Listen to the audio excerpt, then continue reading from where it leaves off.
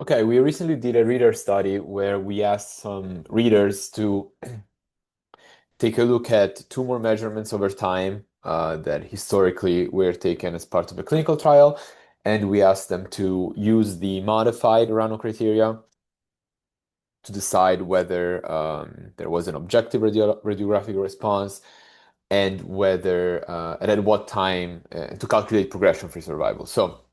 And this is a good exercise to take a look at a couple of um, complex cases that we saw and a couple of frequently asked questions that emerged from this study. So first of all, I want to give a general idea of what the task consisted of.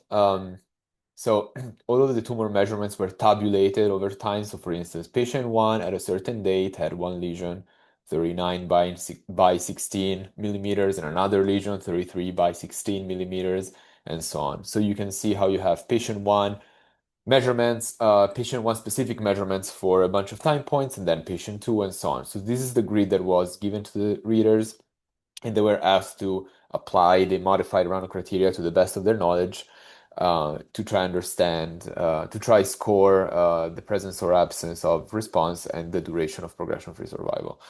Um, so it would be good to be familiar with the RANO criteria in general to understand this video. So I'm kind of assuming that there is some knowledge.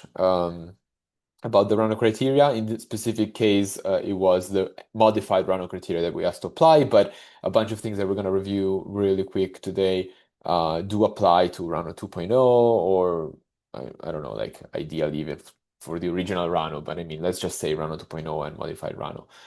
Um, let's maybe start from looking at one of the complex cases that was misunderstood or like misread, I want to say, by at least some of the readers. So the first thing to understand is when you're given this grid, so the measures of each lesion over time, there's a couple of things that I would suggest. So this is my read. As I said, this is a read that I reperformed after just to check the cases that were considered more complex. So this is the original grid that we're given, and this is all my additional calculations and plotting and so on. So what I would recommend doing overall is to transform the dates into days from baseline. In this case, for simplicity, we considered, so this is for the sake of progression-free survival. Just for the sake of simplicity, we consider the start of PFS as the same as the baseline first MRI scan that we have. But maybe for instance, in randomized control trials, the day zero wouldn't be the first scan. It would be when the patient is randomized to the treatment arm usually.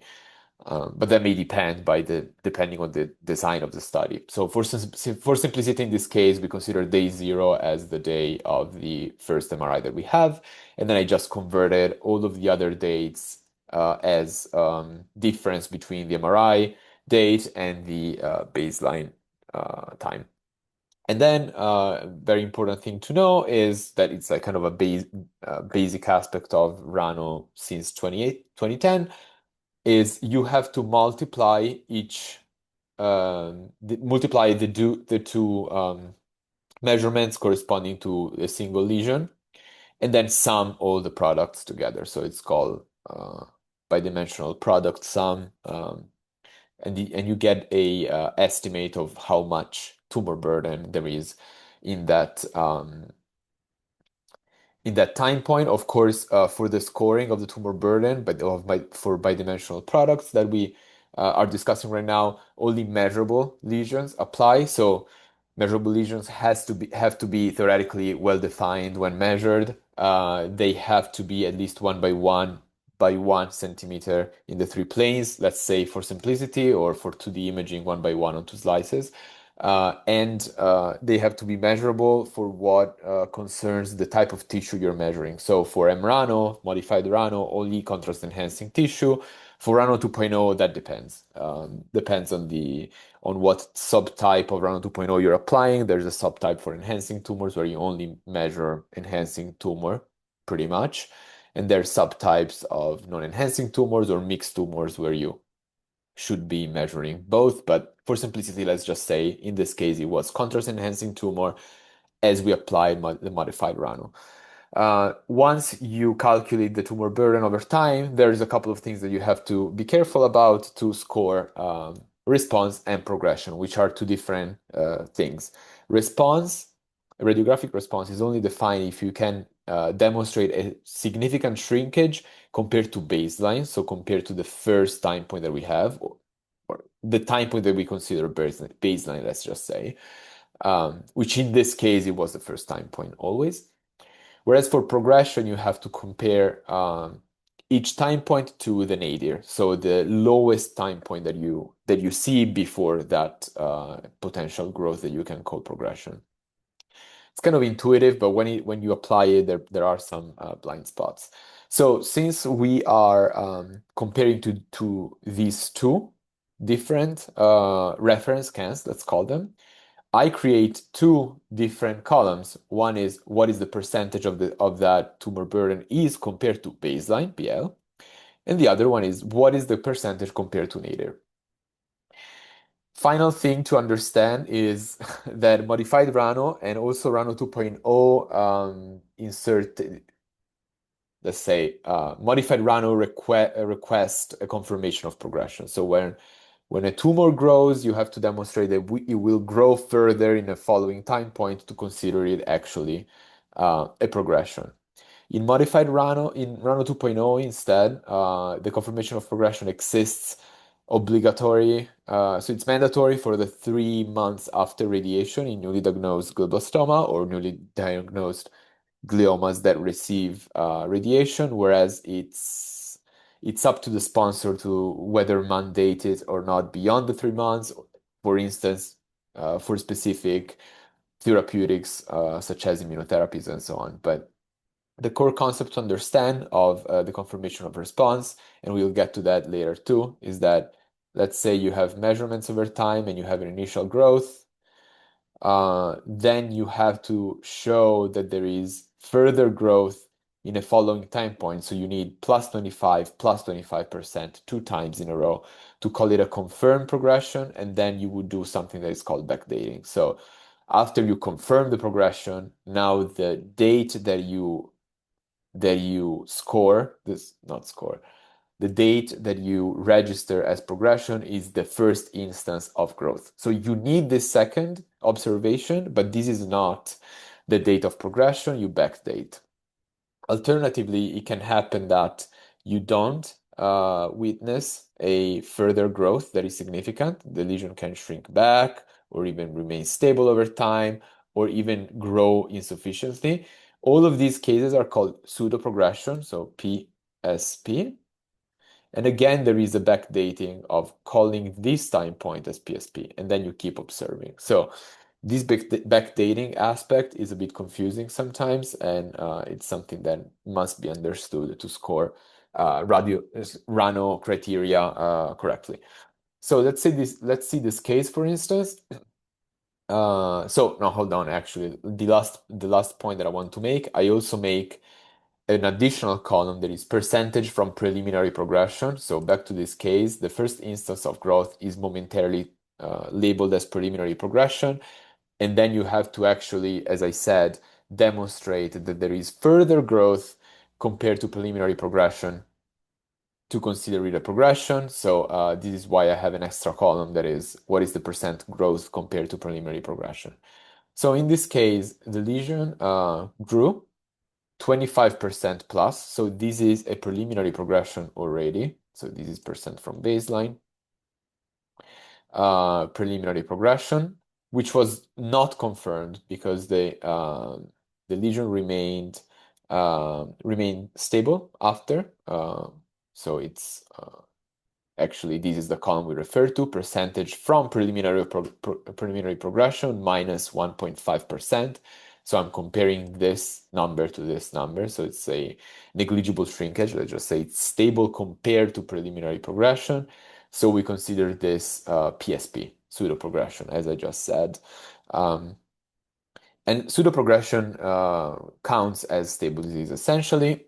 So we keep monitoring and we see that after this event, the lesion shrinks minus 42% compared to baseline, and then grows back compared to nadir. So this new time point is the new nadir. This is why I call percent from nadir. When there is a new nadir, I go zero because it's the new nadir, right? So it's 0% change compared to itself, which is the new nadir.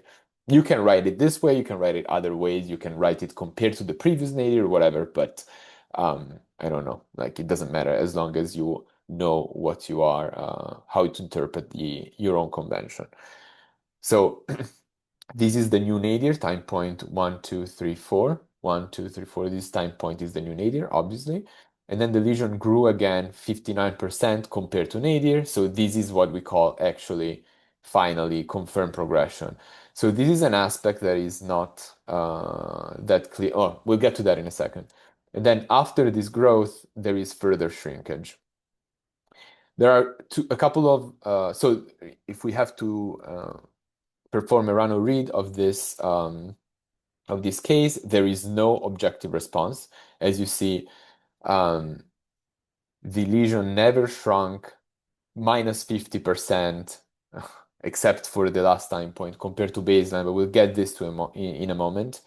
Um, and the progression-free survival ends on this time point that is 239 days, and it's observed, means that we observe a progression on day 239.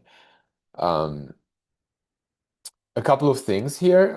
First, so this is a very tricky case. First of all, one concept that I didn't explain before because I was waiting for this case to highlight it. Once one PSP event has occurred, in this case, there is a growth that is not confirmed, this is PSP. Once PSP has occurred, you don't need further confirmation of progression here too. The next growth from nadir, which we call nadir after PSP, the next growth after nadir is progression and it's immediately confirmed. It doesn't require uh, further confirmation of progression. And this concept remains in RANO 2.0. We wrote a review article that addresses a bunch of complex scenarios, and we also describe this. So there is confirmation of progression on the first instance of PSP, but there is no requirement of further confirmation if the lesion regrows compared to nadir after PSP. And the other aspect to understand is, well, two things. First of all, on this nadir time point, the shrinkage is 42%, so it cannot be a response whatsoever. It should be more than 50% in order for it to be considered a response.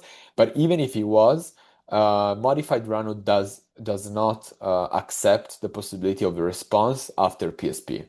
There are historical reasons why this choice was made, but it's important to note that this was changed in RANO 2.0. So RANO 2.0 accepts the possibility of a response after PSP.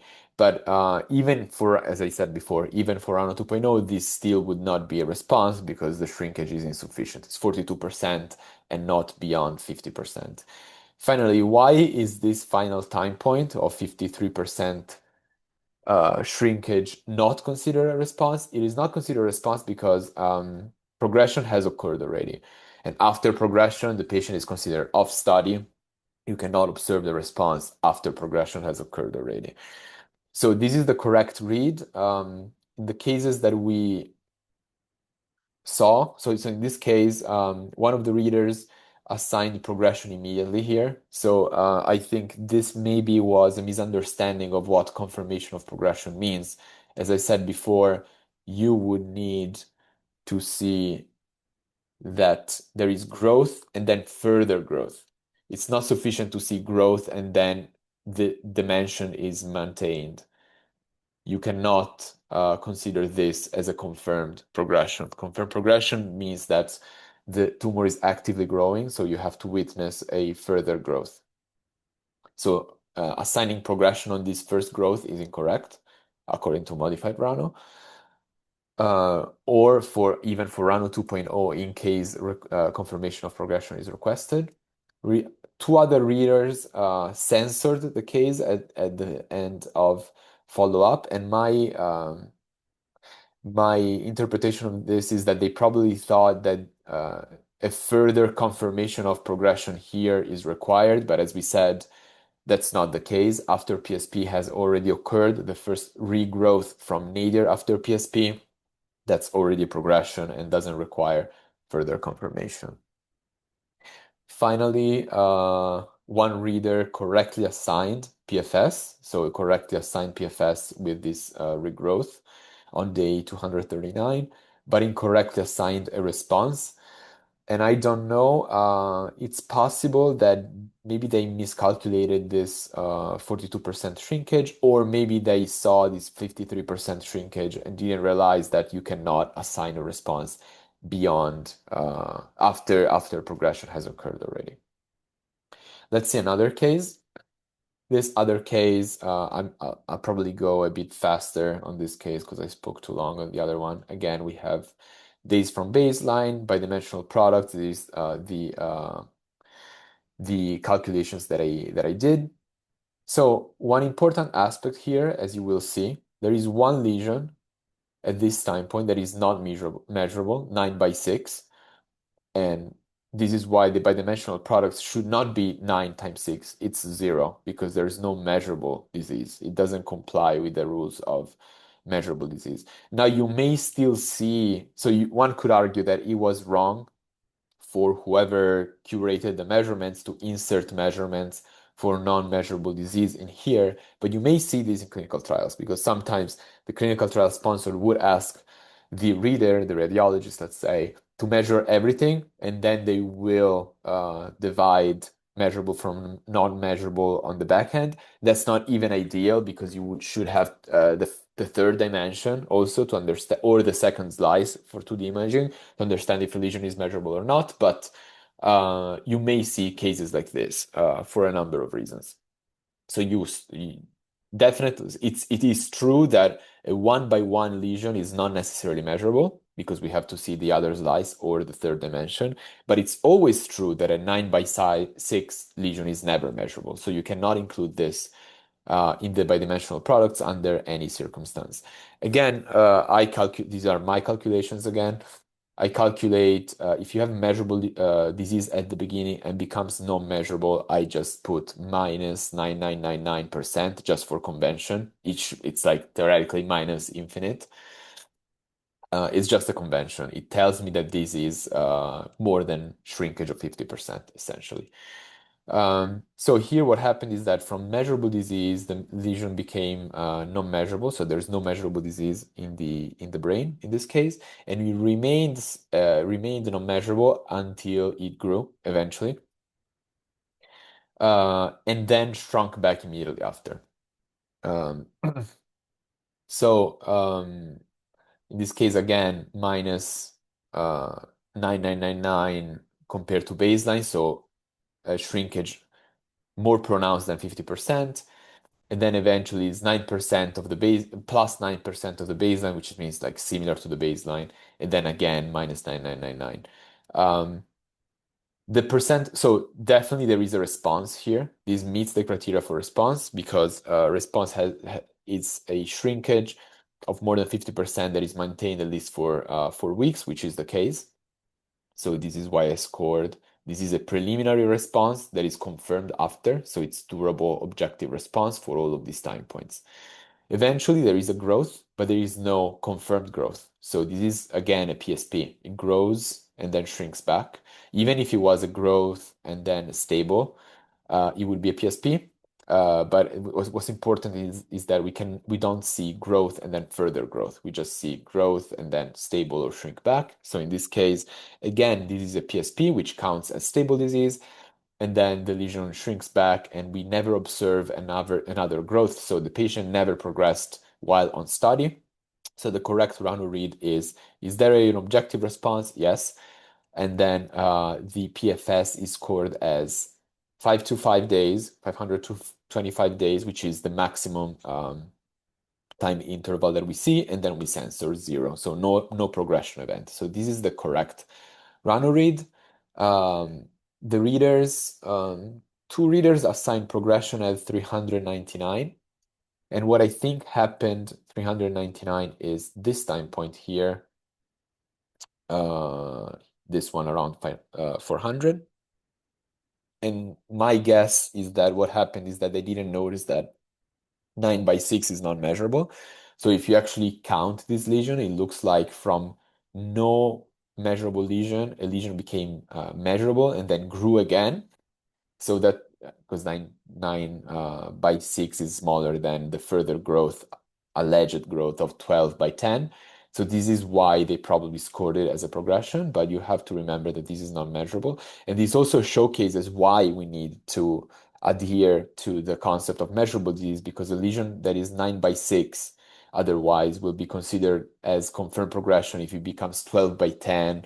But arguably this growth is minimal and it can be due to technical issues, technical factors of how the imaging was performed, because it's just a couple of millimeters larger. So it probably doesn't conceptually cannot be conceptually considered as a confirmation of progression. And this is essentially what we also, the way we also scored it, because it's not measurable when it's 9 by 6. On one of my previous talks, I described how it would be problematic if you don't observe the measurable disease threshold. For instance, a lesion that is 4 by 4 millimeters and becomes 6 by 6 or like 5 by 6, it would be a progression if you calculate the numbers, but you shouldn't, because non-measurable stable disease or durable response in this case. And then this growth again, it's not a progression because it's not confirmed. Another reader assigned progression on day 427, so assigned a progression here.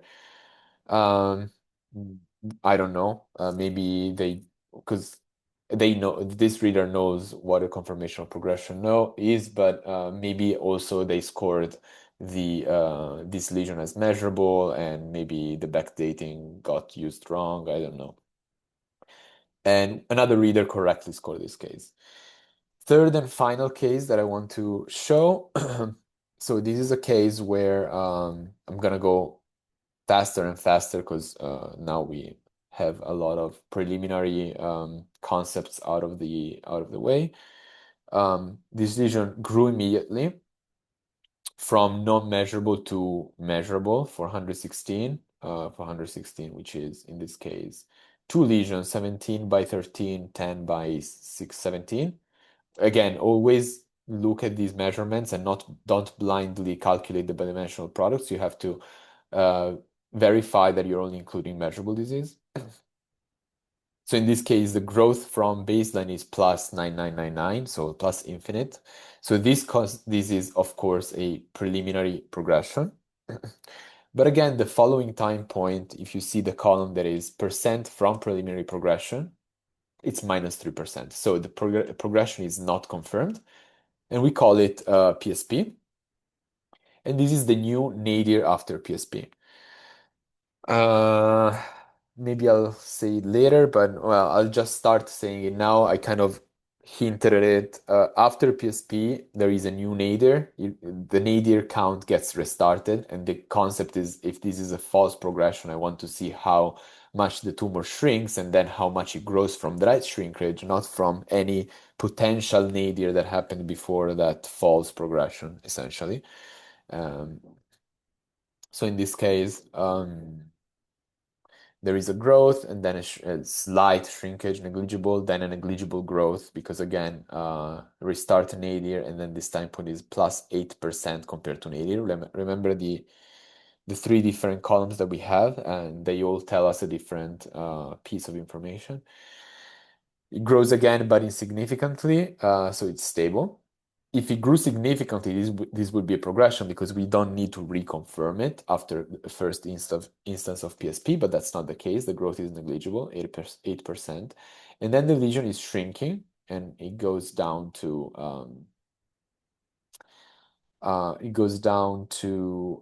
well, it's still larger than baseline, but it's new nadir 0, so it's smaller than the nadir, and then again smaller than the nadir, and then again 0 because it's the new nadir, or like stable compared to the nadir, I guess, because it's not measurable, not measurable, not measurable, until eventually grows again. And now, as we said before, it grows again significantly, plus 9999, because from non measurable it became measurable. And PSP has occurred already, so we consider this as a progression, and we don't need, as we said before, another confirmation scan.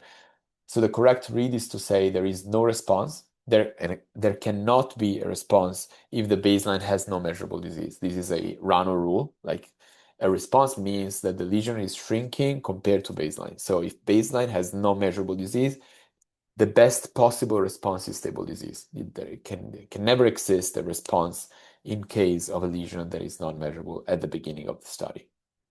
Whereas PFS should be scored as 482 days, which is the time interval from baseline to this final measurement of growth, and 1, so the progression is observed. And 3 of the readers censored the case at 482 days, which was wrong. I think, again, because they expected further confirmation, which is not the rule, because PSP has occurred already. And another reader assigned an early progression at 69 days. So I don't know if they didn't use because it's probably the same, similar to the other case. I don't think that they didn't use confirmation scans. What I think they did is possibly they thought that this progression causes a backdating all the way back, but that's not how it is. As I said before, maybe I'll clarify even more. If you observe a growth and you have another growth immediately, then you do the backdating, and this is the date of progression. But if you don't observe this and the lesion shrinks and remains smaller and then grows again, now this is confirmed progression, but there's no backdating because the underlying assumption is that this was not a true progression, or like it wasn't related to tumor growth. It may have been from radiation, it may have been from inflammatory events and whatnot. So we're only considering this as progression, and I guess that's the underlying concept.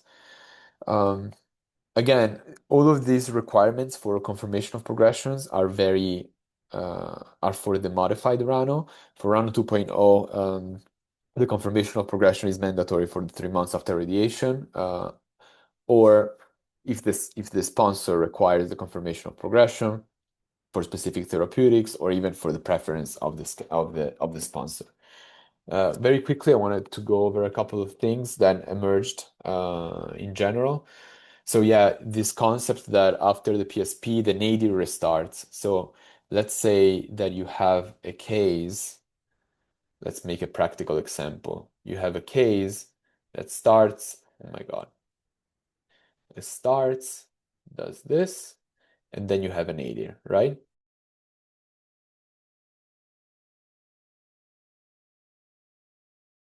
And this could be a response or not, it doesn't matter. For the sake of what I'm saying, it doesn't matter. It matters for a run read, but not now.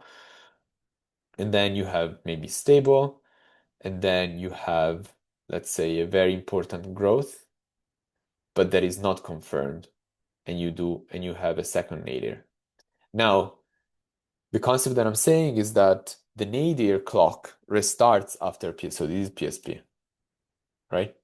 And the nadir clock restarts just because you cannot consider any growth compared to this previous nadir as progression, because otherwise let's consider a situation where this stays stable, but this difference is large enough that would be a progression, but that doesn't make any sense. So this is the new nadir, and you have to observe a growth compared to the new nadir to consider this a progression, okay? And in this case, there would be no backdating and no requirement for further confirmation. So this would be the date of progression if all of this happens. And this is the new nadir after PSP. Nadir after PSP is the nomenclature that you would see in the articles. The backdating in general, I explained it before, how only when there is when you observe two growth subsequently, one after another, then you do a backdating because the confirmation scan confirms that the previous scan was actually already a tumor growth, not a radiation effect, not an inflammatory effect. And then in that case, you do the backdating. But that's the only case where you do the backdating, or even you can do the backdating of the PSP. But in case a bunch of time points are in between, then the new growth is the progression. There's no backdating in this case, and there's no further confirmation. Well, let's assume that this in the previous example, this was not a significant growth. Preliminary PD is something that only happens once. It's a rule that you may want to remember. So this is preliminary PD. And either it becomes a confirmed progression or a PSP. But there is no other situation where a regrowth is called a preliminary PD. Because at this point, if the preliminary PD happened once already, the second growth is a confirmed response straight away. The other aspect that I mentioned before is that modified RANO do not accept a response after PSP. So let's say if you have a case like this, where this is a PSP, of course, because the lesion grew and then stabilized, and then you have a shrinkage below baseline, significantly below baseline, then this is a response for RANO 2.0, but it's not a response for a modified RANO. And we're not going to get into the weeds of as to why, but this is the rule. And the other thing that I mentioned is after a progression happens, so let's say you have growth, confirmation of progression, and then the lesion shrinks, and then the lesion shrinks or whatever. If this is a confirmation of progression, you backdate PSP here, and then this first instance of growth is the day where progression-free survival ends, and the patient is formally considered off study onwards. So you can never score a response after you have scored the progression. So a response will never be after in time compared to a progression. Yeah, that'd be all. And the other thing that I want to reiterate, remember to do the three different columns, because it's not sufficient to say what's the percentage change compared to baseline, for instance. You have to see the percent change compared to baseline, the percent change compared to nadir, the percent change compared to preliminary progression, if that's the case. You'll see a lot of times you have doesn't apply, doesn't apply, doesn't apply, because this column only applies for that single time point that is after the only instance of preliminary progression. Or nadir may have 0 because you restart the nadir a lot of times, but still, I would suggest you to do the three columns. The last thing I want to say is that I pointed out 3 cases that were very complex, and our readers got some of them wrong, but they also scored many of them correctly. So, okay.